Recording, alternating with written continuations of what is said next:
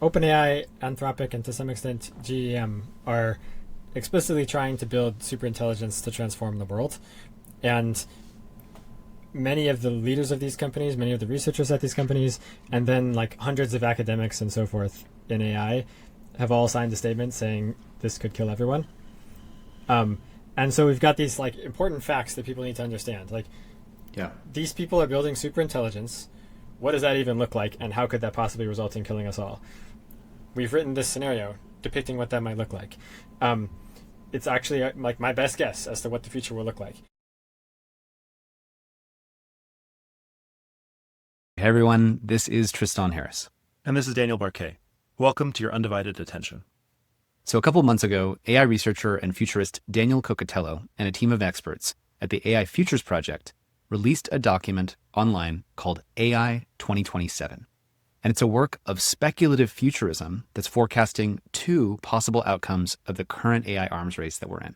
And the point was to lay out this picture of what might realistically happen if the different pressures that drove the AI race all went really quickly, and to show how those different pressures interrelate. So how economic competition, how geopolitical intrigue, how acceleration of AI research, and the inadequacy of AI safety research, how all those things come together to produce a radically different future that we aren't prepared to handle and aren't even prepared to think about. So in this work, there's two different scenarios, and one's a little bit more hopeful than the other, but they're both pretty dark. I mean, one ends with a newly empowered, super intelligent AI that surpasses human intelligence in all domains, and ultimately causing the end of human life on Earth. So Tristan, what was it like for you to read this document? Well, I feel like the answer to that question has to start with a deep breath. I mean, it's easy to just go past that last thing we just read, right? It's just ultimately causing the end of human life on Earth. And I wish I could say that this is total embellishment, this is exaggeration, this is, just alarmism, Chicken Little. But, being in San Francisco, talking to people in the AI community, and people who've been in this field for a long time, they do think about this in a very serious way. I think one of the challenges with this report, which I think really does a brilliant job of outlining the competitive pressures and the steps that push us to those kinds of scenarios. I think the thing for most people is when they hear the end of human life on Earth, they're like, what is the AI going to do? It's just a box sitting there computing things. If it's going to do something dangerous, don't we just pull the plug on the box? And I think that's what's so hard about this problem, is that the ways in which something that is so much smarter than you could end life on Earth is just outside of it. Imagine like chimpanzees birthed a new species called Homo sapiens. And they're like, okay, well, this is going to be like a smarter version of us. But like, what's the worst thing it's going to do? Is it going to steal all the bananas? And like, you can't imagine computation, semiconductors, drones, airplanes, nuclear weapons. Like from the perspective of a chimpanzee, your mind literally can't imagine past like someone taking all the bananas. So I think there's a way in which, this whole domain is fraught with just a difficulty of imagination, and also of kind of not dissociating or delegitimizing or nervous laughtering or kind of bypassing a situation that we have to contend with. Because I think the premise of what Daniel did here is not to just scare everybody. It's to say, if the current path is heading this direction, how do we clarify that so much so we can choose a different path? Yeah. When you're reading a report that is this stark and this scary, it's possible to have so many different reactions to this. Oh my God, is it true? Is it really going to move this fast? Are these people just sort of in sci-fi land? But I think the important part of sitting with this is the timeline right? It's how all these different incentives, the geopolitical incentives, the economic pressures, how they all come together. And we could do a step-by-step of the story, but there's so many different dynamics. There's dynamics of how AI accelerates AI research itself, and dynamics of how we lean more on AI to train the next generation of AI, and we begin to lose understandability and control on AI development itself. There's geopolitical intrigue on how China ends up stealing AIs from the US, or how China ends up realizing that it needs to centralize its data centers where the US has more lax security standards. We recognize that this can be a lot to swallow, and it can really seem like a work of pure fiction or fantasy. But these scenarios are based on real analysis of the game theory and how different people might act. But there are some assumptions in here, right? There are critical assumptions that decisions that are made by corporate actors or geopolitical actors are really the decisive ones, that citizens everywhere may not have a meaningful chance to push back on their autonomy of being given away to superintelligence. And AI timelines are incredibly uncertain, and the pace of AI 2027 as a scenario is one of the more aggressive predictions that we've seen. But to reiterate, the purpose of AI 2027 was to show how quickly this might happen. Now, Daniel himself has already pushed back his predictions by a year, and as you'll hear in the conversation, he acknowledges the uncertainties here, and he sees them as far from being a sure thing. I think that Daniel and CHT really share a deep intention here, which is that if we're unclear about which way the current tracks of the future take us, then we'll lead to an unconscious future. And in this case, we need to paint a very clear picture of how the current incentives and competitive pressures actually take us to a place that no one really wants, including between the US and China. And we at CHT hope that policymakers and titans of industry and civil society will take on board the clarity about where these current train tracks are heading and ask, do we have the adequate protections in place to avoid this scenario? And if we don't, then that's what we have to do right now.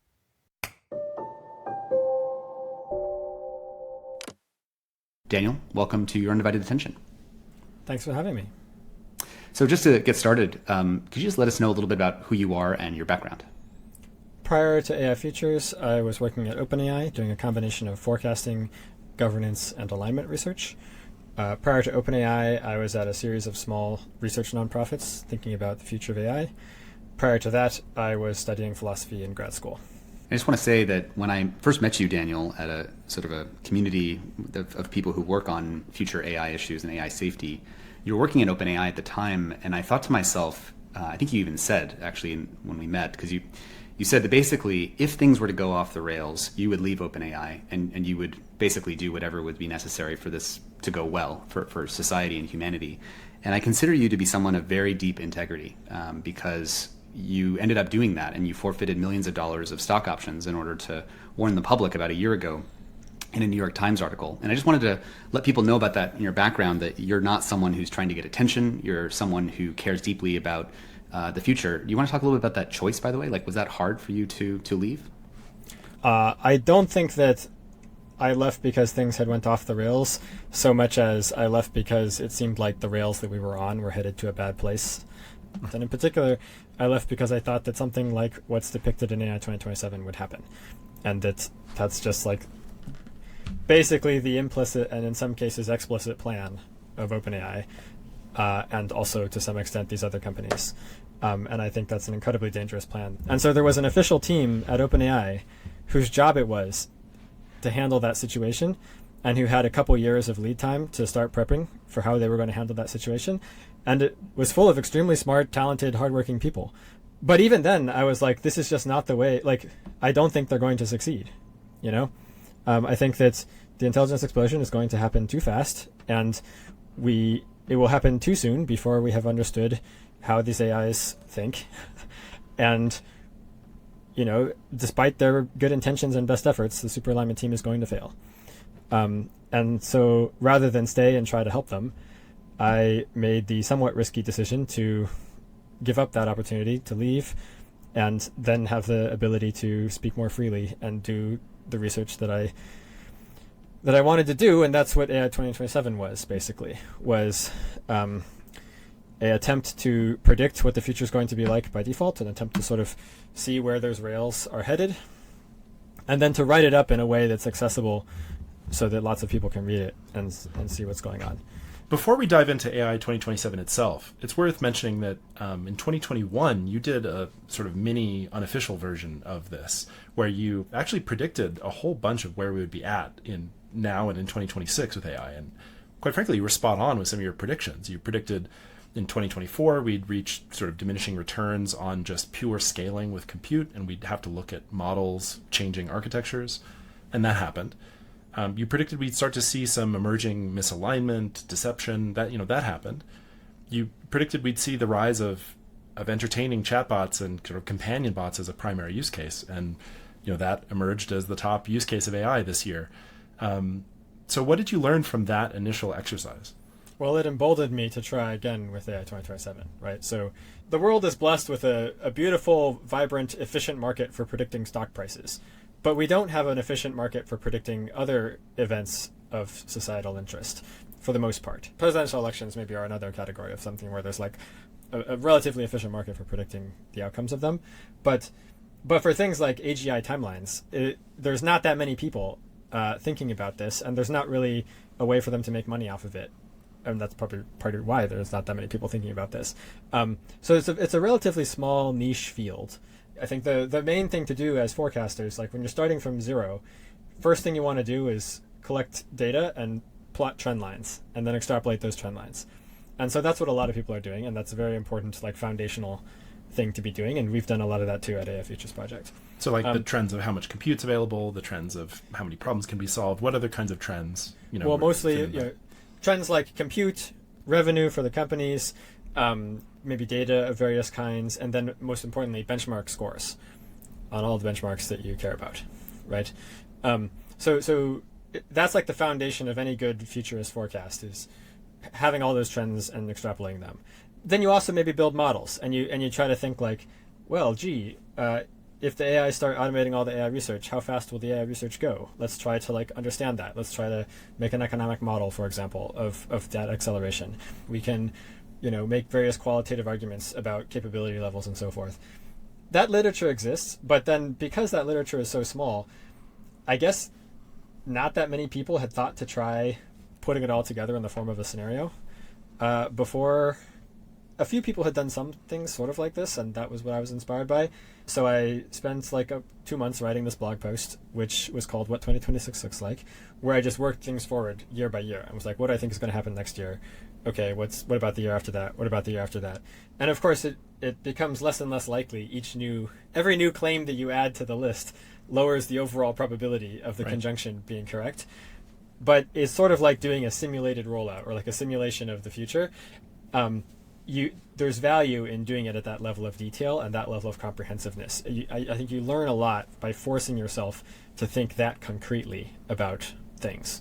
Your first article. My first article. And so then that was what emboldened me to try again, and this time to take it even more seriously, to hire a whole team to help me, a team of expert forecasters and researchers, and to put a lot more than 2 months worth of effort into it, and to make it presented in a nice package on a website and so forth. And so, fingers crossed, this time will be very different from last time, and the methodology will totally fail, and the future will look nothing like what we predicted, because what we predicted is kind of scary. So like any work of speculative fiction, the AI 2027 scenario is based on extrapolating from a number of trends and then making some key assumptions, which the team built into their models. And we just wanted to name some of those assumptions and discuss what happens based on those assumptions. First, just assume that the AIs are misaligned because of the race dynamics. So because these things are black box neural nets, we can't actually check reliably whether they are aligned or not. And we have to rely on these more indirect methods, like our arguments. We can say it was a wonderful training environment. There was no flaws in the training environment. Therefore, it must have learned the right values. So how did it even get here? How did it even get to corporations running as fast as possible and governments running as fast as possible? It all comes down to the game theory. The first ingredient that gets us there is companies just racing to beat each other economically. And the second ingredient is countries racing to beat each other and making sure that their country is dominant in AI. And the third and final ingredient is that the AIs in that process become smart enough that they hide their motivations and pretend that they're going to do what programmers train them to do or what customers want them to do. But we don't pick up on the fact that that doesn't happen until it's too late. So why does that happen? Here's Daniel. So given the race dynamics, where they're trying as hard as they can to beat each other and they're going as fast as they can, I predict that the outcome will be AIs that are not actually aligned, but are just, playing along and pretending. And also assume that the companies are racing as fast as they possibly can to make smarter AIs and to automate the things with AIs and to put AIs in charge of stuff and so forth. Well, then we've done a bunch of research and analysis to predict how fast things would go, the capability story, the takeoff story. You start off talking about 2025 and how there's just these sort of stumbling, fumbling agents that do some things well, but also fail at a lot of tasks, and how people are largely skeptical of how good they'll become because of that, or they like to point out their failures. But little by little, or I should actually say very quickly, these agents get much better. Can you take it from there? Yep. So, we're already seeing the glimmerings of this, right? After training giant transformers to predict text, the obvious next step is training them to generate text and training them, and then the obvious next step after that is training them to take actions, to browse the web, to write code and then debug the code and then rerun it and so forth. And basically turning them into a sort of virtual coworker that just runs continuously. I would call this an agent. So it's a autonomous AI system that acts towards goals on its own without humans in the loop, and has access to the internet and has all these tools and things like that. The companies are working on building these, and they already have prototypes, which you can go read about, but they're not very good. AI 2027 predicts that they will get better at everything over the next couple years as the companies make them bigger, train them on more data, improve their training algorithms, and so forth. So AI 2027 predicts that by early 2027, they will be good enough that they will basically be able to substitute for human programmers, which means that coding happens a lot faster than it currently does. When researchers have ideas for experiments, they can get those experiments coded up extremely quickly, and they can have them debugged extremely quickly, and they're bottlenecked more on having good ideas and on waiting for the experiments to run. And this seems really critical to your forecast, right? That no matter what the gains are in the rest of the world for having AIs deployed, that ultimately the AI will be pointed at the act of programming and AI research itself, because those gains are just vastly more potent. Is that right? This is a subplot of AI 2027. And according to our best guesses, we think that, roughly speaking, once you have AIs that are fully autonomous, goal-directed agents that can substitute for human programmers very well, you have about a year until you have superintelligence, if you go as fast as possible, as mentioned by that previous assumption.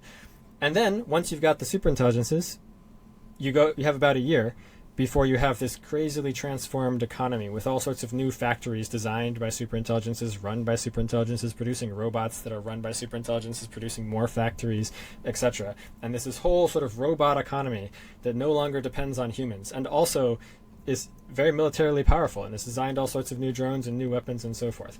So one year to go from the coder to the superintelligence, 1 year to go from the superintelligence to the robot economy. That's our estimate for how fast things could go if you were going really hard. Like if the leadership of the corporation was going as fast as they could, if the leadership of the country, like the president, was going as fast as they could, that's how fast they go.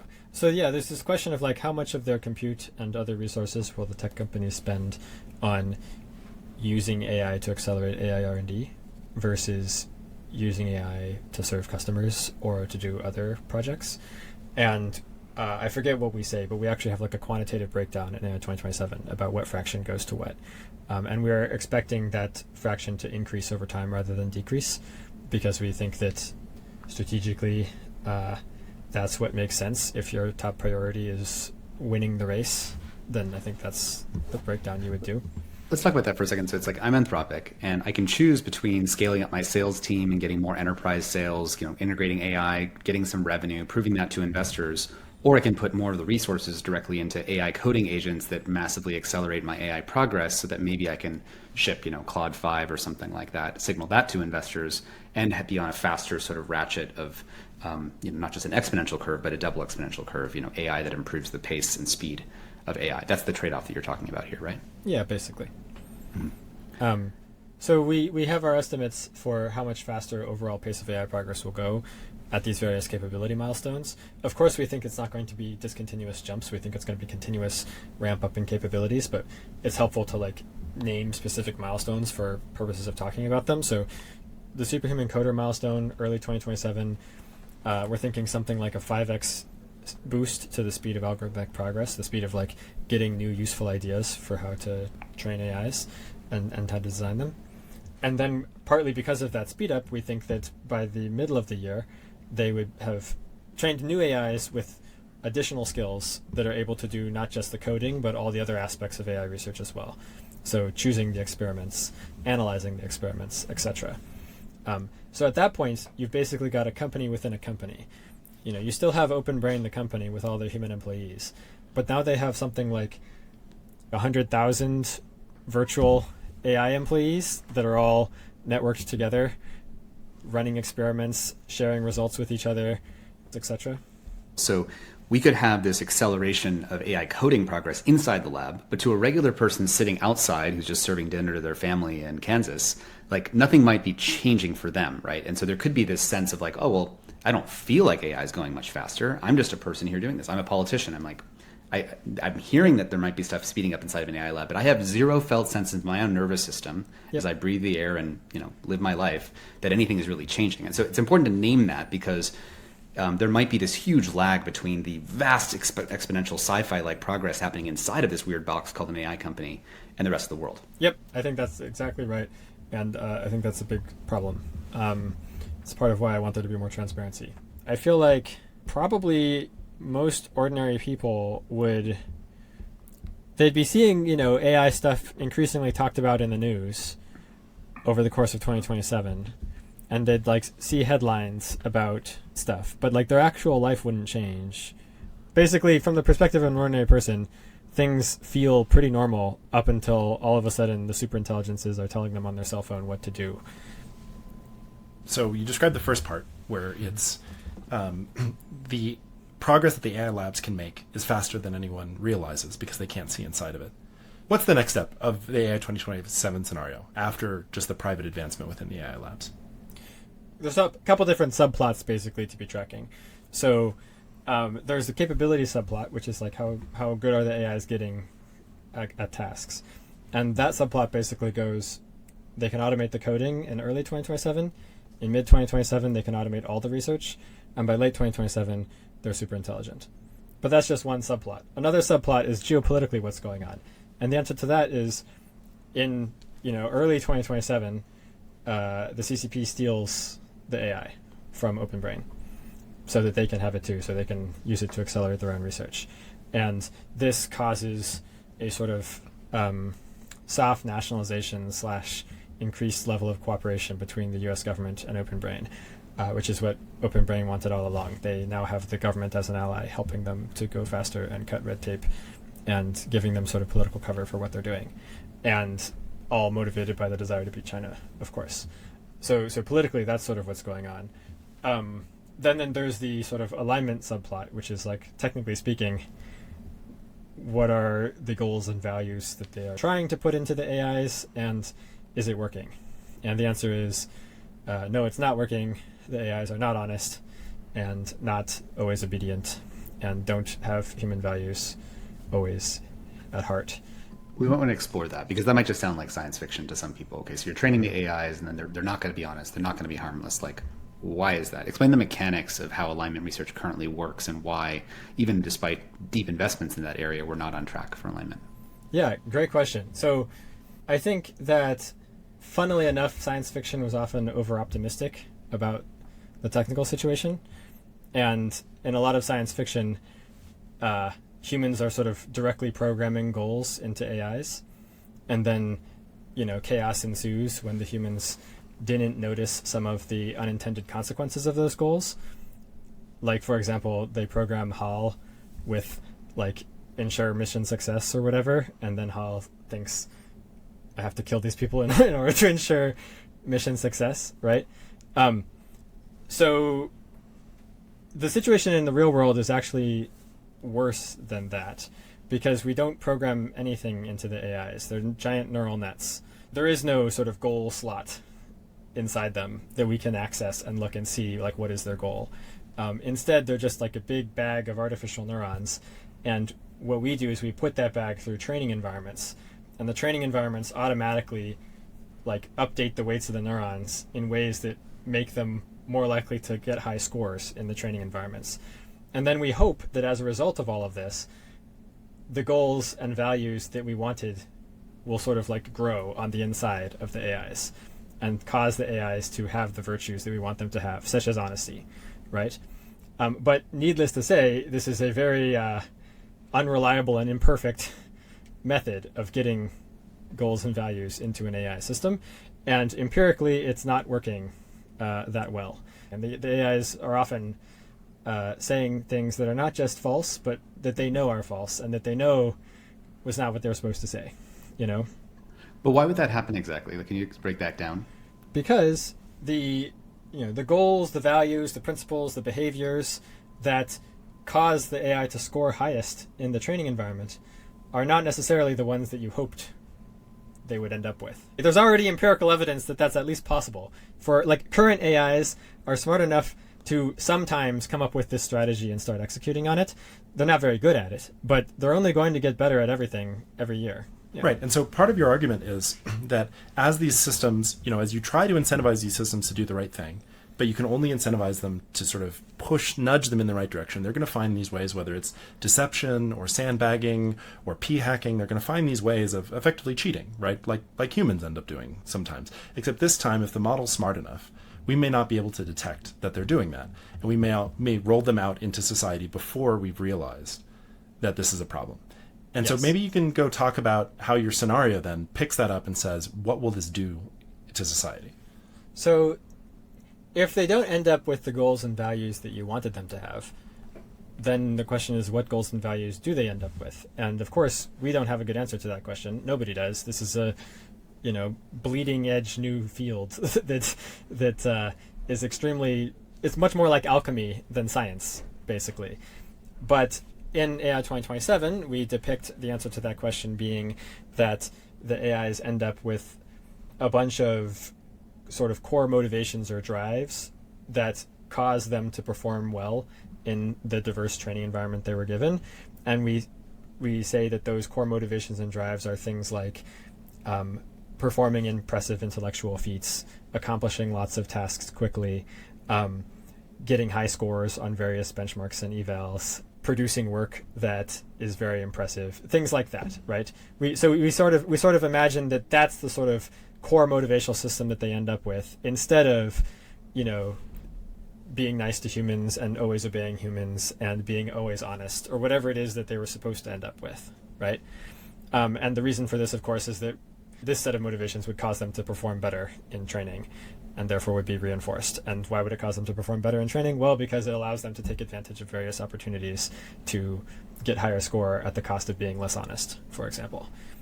We explored this theme on our previous podcast with Ryan Greenblatt from Redwood Research. This isn't actually far-fetched. There's already evidence that this kind of deception is possible, that current AIs can be put into situations where they're going to come up with an active strategy to deceive people and then start executing on it, hiding their real intentions, both from end users and from AI engineers. Now, they're not currently very good at it yet. They don't do it very often. But AI is only going to get better every year, and there's reason to believe that this kind of behavior will increase. And when you add on to that, one of the core parts of AI 2027 is the lack of transparency about what these models are even capable of, the massive information asymmetry between the AI labs and the general public, so that we don't even understand what's happening, what's about to be released. And given all of that, you might end up in a world where by the time this is all clear to the public, by the time we realize what's going on, these AI systems are already wired into the critical parts of our infrastructure, into our economy, and into our government, so that it becomes hard or impossible to stop by that point. So anyhow, long story short, you end up with these AIs that are broadly superhuman and have been put in charge of developing the next generation of AI systems, which will then develop the next generation and so forth. And humans are mostly out of the loop in this whole process, or maybe sort of overseeing it, reading the reports, watching the lines on the graphs go up, trying to understand the research, but mostly failing because the AIs are smarter than them and are doing a lot of really complicated stuff really fast.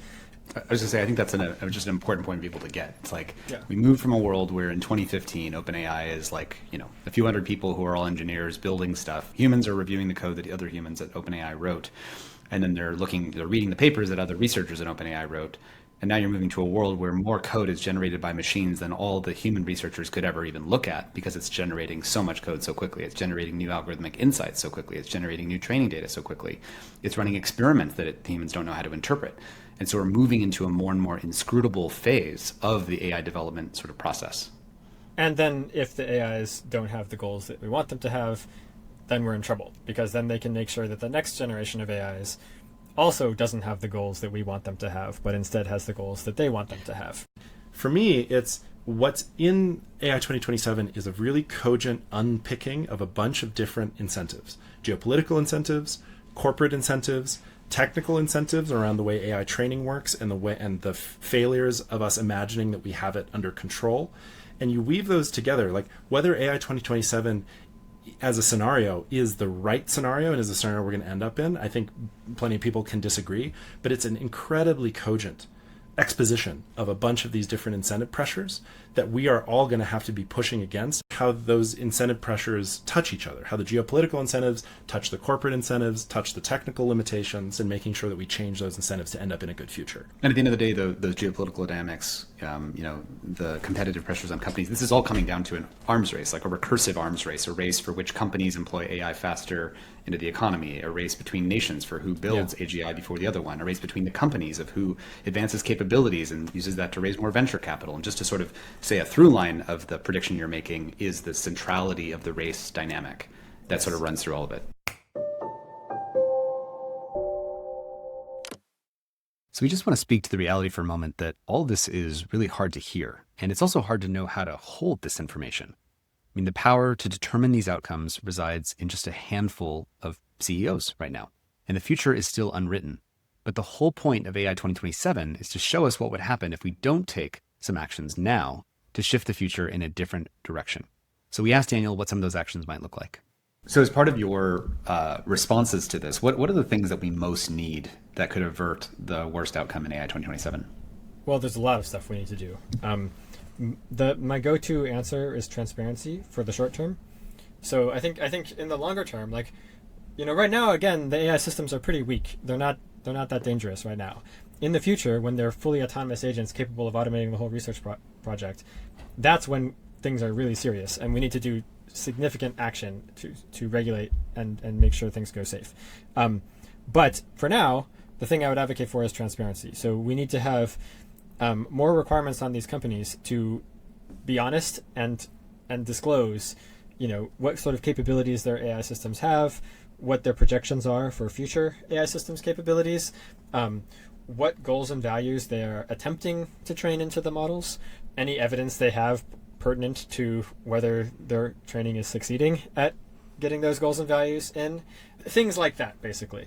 Whistleblower protections, I think I would also throw on the list. So I think that one way to help keep these companies honest is to have there be an enforcement mechanism basically for dishonesty. And I think one of the only enforcement mechanisms we have is employees speaking out, basically.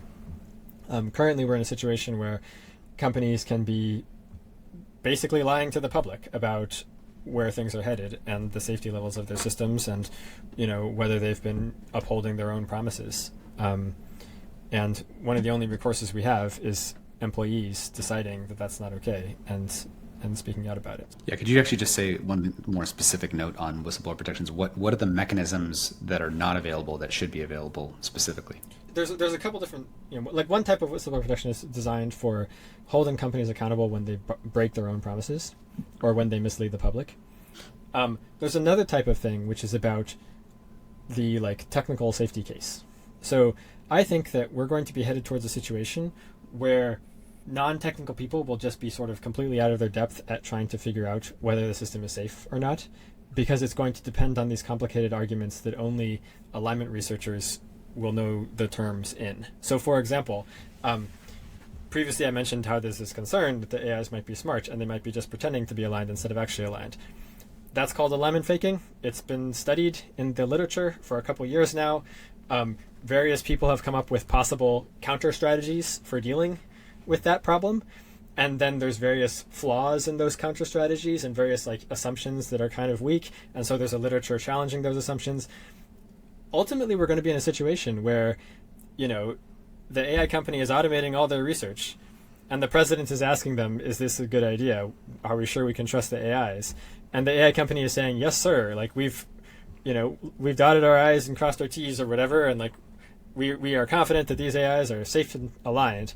And then the president, of course, has no way to know himself. He just has to say well, okay, show me your documents that you've written about your training processes and how you've made sure that it's safe. But he can't evaluate it himself. He needs experts who can then go through the tree of arguments and rebuttals and be was this assumption correct? Did you actually solve the alignment faking problem, or did you just appear to solve it? Or are you just putting out hot air that not even close to solving it? And so we need technical experts in alignment research to actually make those calls. And there are very few such people in the world, and most of them are not at these companies. And the ones who are at the companies have a sort of conflict of interest or a bias, right? Like the ones at the company that's building the thing are going to be motivated towards thinking things are fine.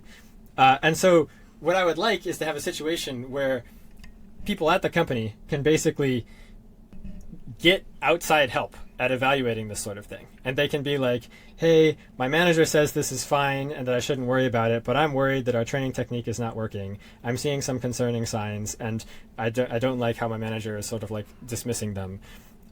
But like the situation is still unclear and it's very technical. So I would like to get some outside experts and like talk it over with them and be like, what do you think about this? Like, do you think this is actually fine, or do you think this is concerning? You know? So I would like there to be some sort of legally protected channel by which they can have those conversations. So I think what Daniel's speaking to here is the complexity of the issues. Like AI itself is inscrutable, meaning the things that it does and how it works is inscrutable. But then as you're trying to explain to presidents or heads of state, you know, debates about is the AI actually aligned, that it's going to be inscrutable to policymakers, even because the answers rely on such deep technical knowledge. So on the one hand, yes, we need whistleblower protections. We need to protect those who have that knowledge and can speak for the public interest, to do so, you know, with the most freedom as possible, that they don't have to sacrifice millions of dollars of stock options. And Senator Chuck Grassley has a bill that's being advanced right now that CHT supports. We'd like to see these kinds of things, but this is just one small part of a whole suite of things that need to happen if we want to avoid the worst case scenario that AI 2027 is mapping. Totally. And one key part of that is transparency, right? It's pretty insane that for a technology moving this quickly, only the people inside of these labs really understand what's happening until day one of a product release, where it suddenly impacts 1 billion people. Yeah, so just to be clear, you don't have to agree with the specific events that happen in AI 2027, or whether the government's really going to create a special economic zone and start building robot factories in the middle of the desert covered in solar panels. And, you know, however, are the competitive pressures pushing in this direction? Yeah. And the answer is 100% clear that they are pushing in this direction. We can argue about governments that are probably not going to take responses like that, because there's been a lot of institutional decay and, less capable responses that can happen there. However, the pressures for competition and the power that is conferred by AI do point in one direction. I think AI 2027 is hinting at what that direction is. So I think if we take that seriously, we have a chance of steering towards another path. We tried to do this in the recent TED Talk. If we can see clearly, clarity creates agency. And that's what this episode was about. So Daniel's work is about, and we're super grateful to him and his whole team. And we're going to do some future episodes soon on loss of control and other ways that we know that AI is less controllable than we think. Stay tuned for more.